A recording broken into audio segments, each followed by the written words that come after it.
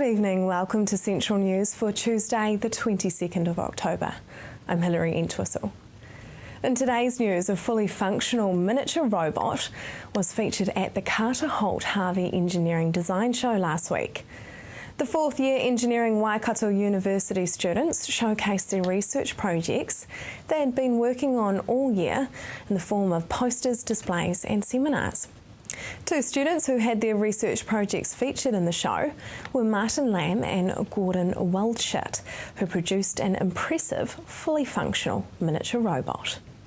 So Waikato University the engineering department is trying to enter the field of robotics, and we showcased our 12 Degree of Freedom robot at the Engineering Design Show.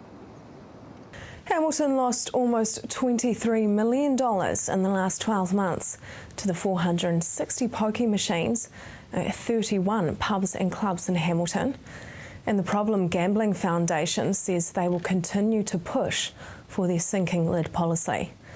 Cheryl Smith, counsellor and health promoter of the Problem Gambling Foundation of New Zealand, submitted a bill to the council last month which aimed to reduce problem gambling in the city. Since her submission, Cheryl has had the result from Hamilton City Council and also a report on the success of the gambling helpline to problem gamblers. Cheryl says the result was good, but she is hoping for even more action in the future. Yeah, Hamilton City Council still has a sinking lid policy. We were aiming to get a true sinking lid, so that means no exceptions when pokie machines go from a venue that they don't get replaced. The amendment means that Council have made the possibility for people to apply if they want to relocate machines. So it's not a true sinking lid, but we still have our sinking lid. So those amendments have just made some options available to people wanting to relocate machines, and we would rather that wasn't the case. Now for our region's weather. Hamilton, rain easing to a few showers with the westerly dying out. Your expected high is 19 and an overnight low of 9. Tauranga, early rain and then a few showers with the westerly dying out for your Wednesday too. Your expected high is 20 and an overnight low of 11. Just ahead, recognising horse riding on our roads.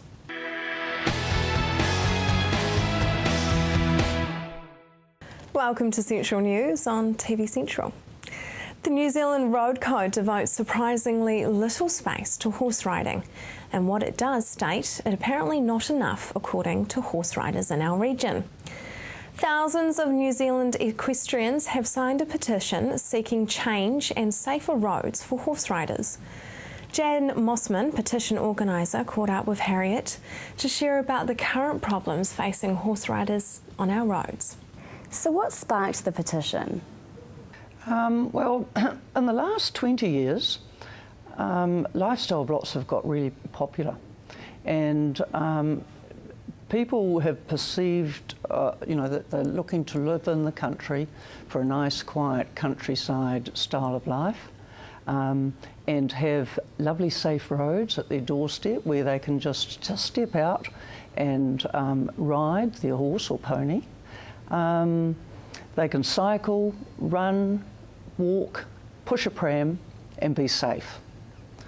So with that, there's been an increase of densities of horses and ponies, more horses in the country, and that also means that there's a lot more pressure on those roads to have safe riding areas. And with the increased horses, there's also a lot more people and traffic, vehicles, and that has turned many of our safe country roads into busy, dangerous roads. Far too busy and dangerous for horse riders, cyclists and walkers. So with the change of that landscape, we've also found that walkers and runners are getting killed on the roads by motorists, a lot of hit and run, and there needs to be something done about that. Alongside that, we've had a lot of horse riders have their horses killed, and they've been lucky that they haven't been killed. but it's getting close. So a group of us decided, right, we're going to do something about it. And we discussed that issue. And throughout New Zealand, we campaigned councils.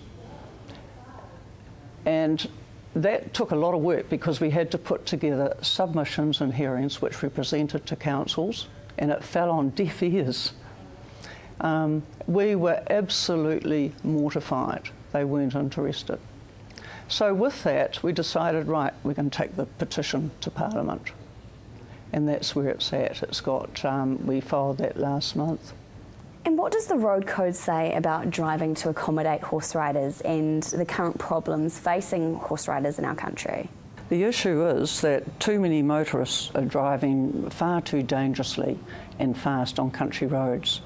And when they approach horse riders or cattle, livestock, they can't stop in time. And a lot of horses have been hit and badly injured, and also getting close to riders getting killed. You just have to look at our Facebook page on that one. So the road code should be clear. When riders approach a horse, they need to slow down. They need to be cautious. They need to drive wide around the horse, not close. And if the horse is looking upset, stop. That's really, really important. Horses can easily be spooked. They can be spooked by the vehicle, by flying plastic in the wind. Something rattles under a hedge and they move very quickly. No different than watching out for children. Just need to be really aware. And we feel that the speed of passing a horse should be that as a stationary school bus, 30 k's to do it. So yes, the road code needs a big overhaul. So what exactly is this petition seeking to change? We want the New Zealand Transport Agency to have us included in all discussions of roading and all planning facilitation processes is really, really important. We wish to be involved as riders and as groups, in particular pony clubs, in the planning of any walking, cycling and multi-use recreational trails. That's our aim. To date, horses have roughly been ignored. The planning of such trails have gone under the radar of riders. And we're disgusted because lovely old coach roads, historic coach roads and bridle trails which have forged the roads in New Zealand have been taken away from us. They have been taken over for walkers and cyclists, but horses are banned. How long has the petition been running and where to now that it is in Parliament? The manually signed petition has been running 16 months and it's still going on in the fact that we've got an electronic one going now. The manually signed one is with the MP from Rangataiki, Ian McKelvey, at Parliament now, and he's submitted it to the Clerk of the House. The Clerk of the House has put it on to the Select Committee to be reviewed. And we're anticipating the petition to be debated in Parliament within the next 2 months. And it's very strong because we've got 15,000 supporters. For more information, visit the Facebook page or newzealandsporthorse.org.nz. Coming up next, it is Parkinson's Awareness Week soon.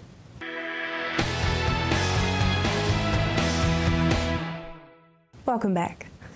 Parkinson's Awareness Week is the 1st to the 7th of November, and this year the team in the Tauranga branch are hoping to see increased awareness and support for those suffering from Parkinson's disease. So welcome to the studio, both of you. Now, first of all, can you explain for us a little bit more about Parkinson's disease and what it actually is? Well, it's a neurological disorder and it affects a lot of mobility things. So you can notice people with Parkinson's by their shuffle, by the way they walk, how they move their hands. When I walk, I hold my left hand in a funny way, and often people shake.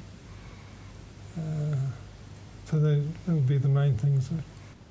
So who actually can get Parkinson's and what causes it? Anybody can get Parkinson's, any age, any race, it doesn't matter. And Parkinson's itself is caused by a group of nerves in the substantia nigra, which is in the base of the brain.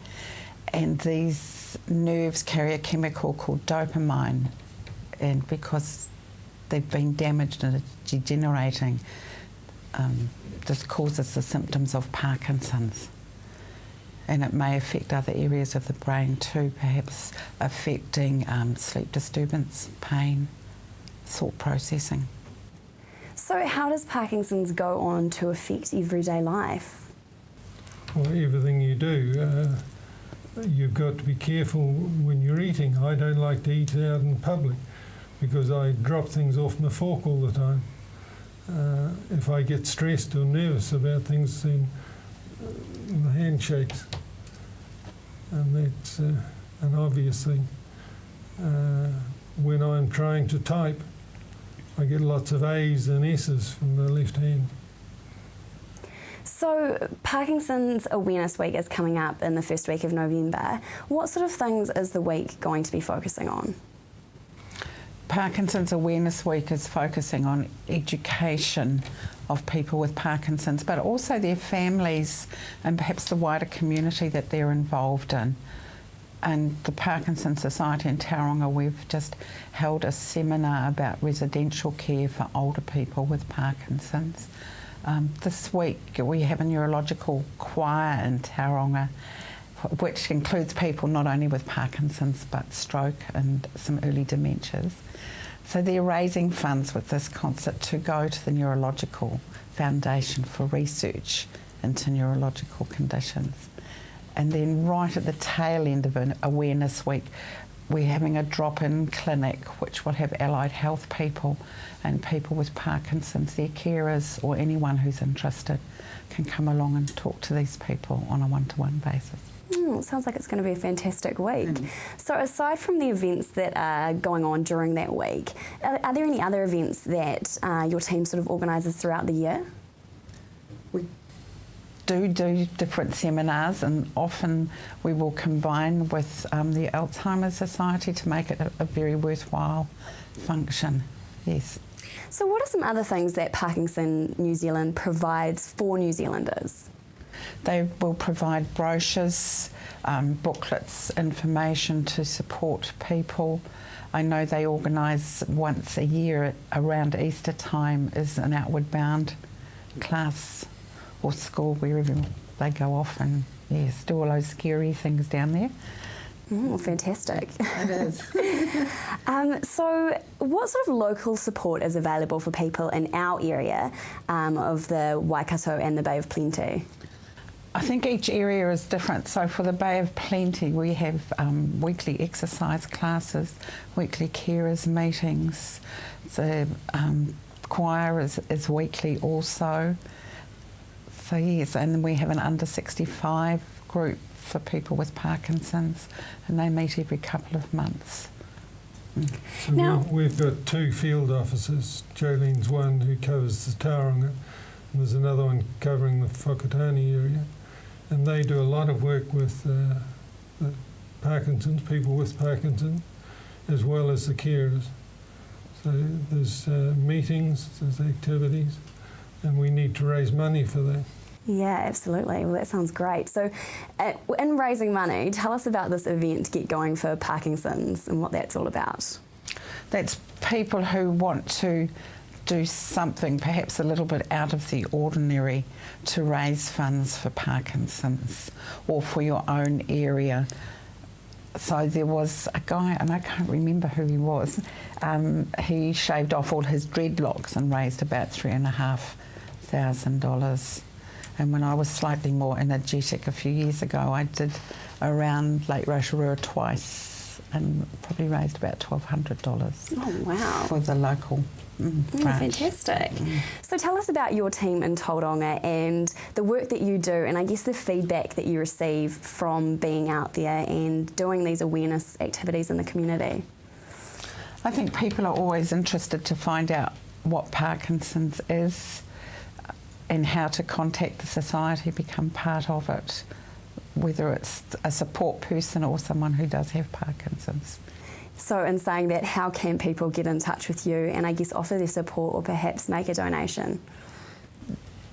Parkinson's New Zealand has a website and all the information is there. You can donate directly through them, and if you put your own area and then that money comes back to your own area.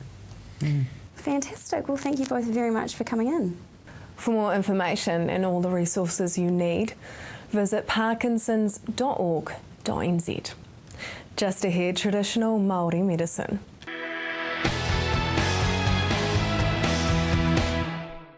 If you have just joined us, welcome to Central News. Māori medicine was one of the natural health alternatives showcased at the Natural Health Expo in the weekend.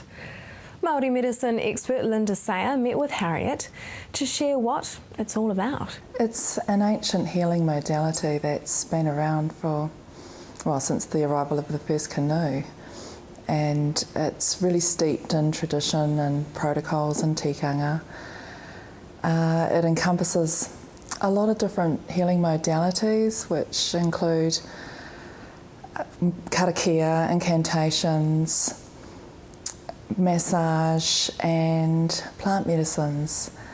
So it also involves the tupuna, which is the ancestors of all those that are involved in the healing process. And nowadays, of course, there's been a huge resurgence in the interest of Māori medicine because people are looking for alternative ways of looking at different methods of healing, and some people have lost faith in the allopathic system as well.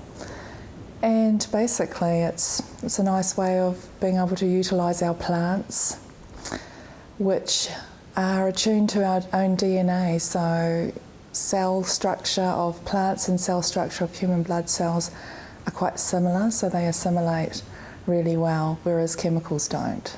Tell us about the history of this type of medical treatment. Back in the day, only males were allowed to learn the skilled art of being a tohunga, which is the practice of Māori medicine. And they were chosen as a child and trained up to be able to utilise those skills. Women were allowed to observe, and when the tohunga wasn't available, they would then be able to utilise those skills. But the main healing substance for the tohunga was to do the karakias initially, and then layer the healing process with plant medicines and miri massage, depending on what the recipient needed. And now, of course, there are more wahine interested in this sort of healing modality, so we've found a lot of wahine involved. What sort of things can be cured by Māori medicine? Just about anything, yeah. It's just to name a few, black mamaku, for example, is absolutely brilliant for the digestive system. It's really good to take the pain out of sunburn. It's fantastic for cell regenerating, so it's really good as a skincare product. Karamu is fantastic for prostate issues and urinary conditions. Kumaraho, brilliant for respiratory, and the combination of kumaraho and kawakawa is excellent for balancing blood sugars, blood cholesterol and blood pressure. So, there's a huge range really. Do many people still practice Māori medicine? There has been a lot more in recent times. It's a tradition that was lost in time because of the Tohunga Suppression Act, and a lot of knowledge was lost as well. However, some of the knowledge has actually been maintained by a few, and they kept it secret for a long time until recent years, and now of course it's becoming more and more popular.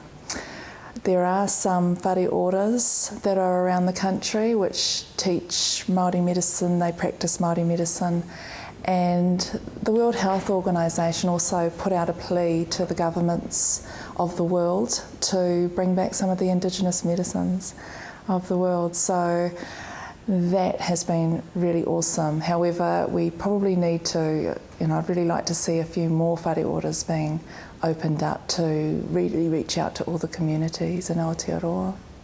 And what sort of work do you do with poor nutrition? I do natural health consultations, and more recently I was on a marae in the East Coast doing natural health consultations using the iris as a diagnostic tool, and I noticed that there was a lot of malabsorption issues and digestive issues with a lot of our people. So my recommendation was to work with black mamaku, which is fantastic as a digestive enzyme, and it really helps to support reflux and those sorts of issues, but also our greens, having green smoothies, and I was giving them recipes on how to get those greens into their systems to really help with their iron and the magnesium and vitamin D and so on, because that's really important through puha even, which is everywhere, and kōkihi, which is everywhere too. How can people learn more about Māori medicine and plant identification and healing?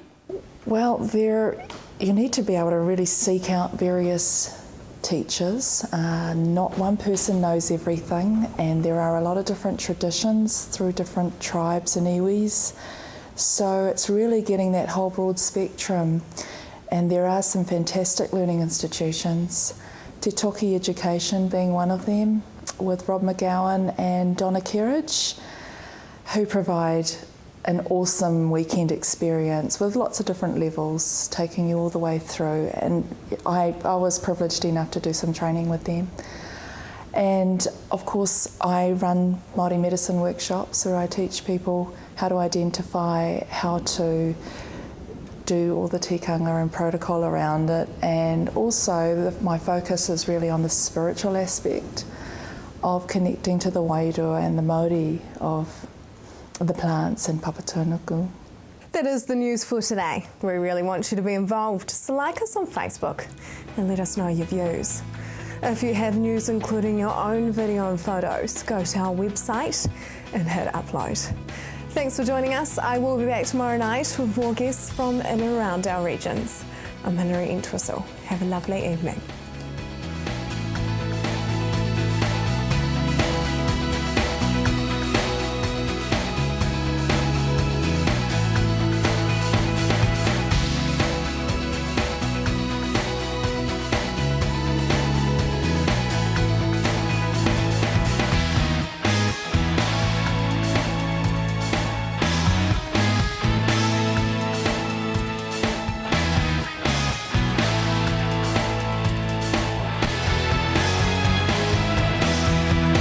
This has been an Alpha Media production, a division of Television Media Group.